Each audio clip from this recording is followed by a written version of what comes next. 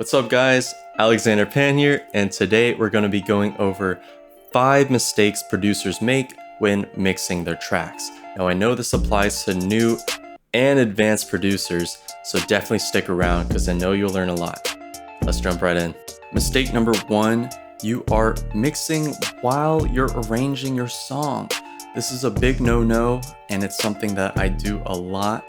I know a lot of you producers have issues with finishing your songs. You just have loops for days, but you don't have finished projects. And the main reason is probably because you're mixing too much in the middle of arranging your song. It's supposed to be a creative process, not a technical one. When you're creating a song, you have some sort of flow where you're getting inspiration almost constantly. And for most of us, that doesn't last very long. So if you're interrupting that flow with a lot of technical adjustments all the time, you're probably not going to be able to finish the song. Sometimes when you decide to wait for maybe another day when that inspiration comes back, you're likely to have different ideas from what you had at the start, and it's probably not going to be as cohesive as you want it to be. So when you're sitting down thinking about how the chords should be going together with the bass or how the drums should be arranged, try to keep that going until you have a finished product before you really start to get into the technical details of how the sounds are placed in the mix.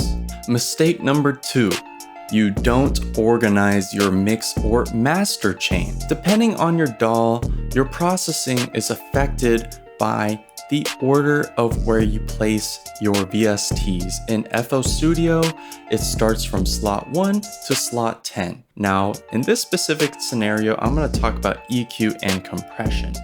You want to put subtractive EQ before you put compression. The reason why is because compression takes the quietest sounds and the loudest sounds and they push them together. This affects what you do with the EQ because if you take subtractive EQ after compression, you're likely going to have to cut more because all the quiet sounds are brought up. But when you cut more, you also take out a lot of the loud sounds. Obviously, this goes without saying, but if you want to add distortion, you want to add that later in the chain as well. Otherwise, you're going to have a terrible time with subtractive EQ. Mistake number 3.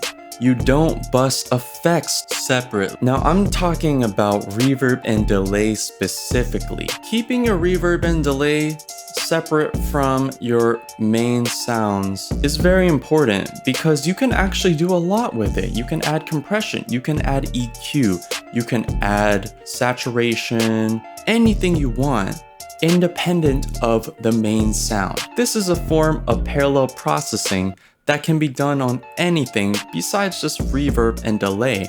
Using parallel processing on vocals, for example, is a great way to add more shine to your vocals and make them more present. The 4th mistake producers make is EQing way too much. Now I'm talking specifically about subtractive EQ. You can EQ too much when you add more decibels to your tracks. However, that depends on context. But subtractive EQ is something that you can't get back because once you take that sound, there's no way to add it back. You probably wonder why your mixes are sounding so hollow, or you feel like it's just so lifeless or empty.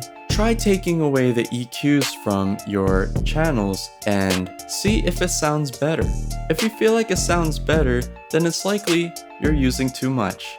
And last but definitely not least, mistake number 5, you're not learning the full capabilities of your tools. Now, especially for me, I've spent a lot of money on software and hardware. I feel like I could have done the same if I didn't buy the newest Wave plugin or the newest Ozone plugin.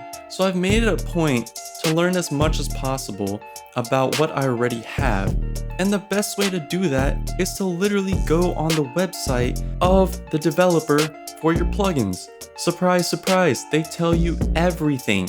They tell you what kind of saturation they use.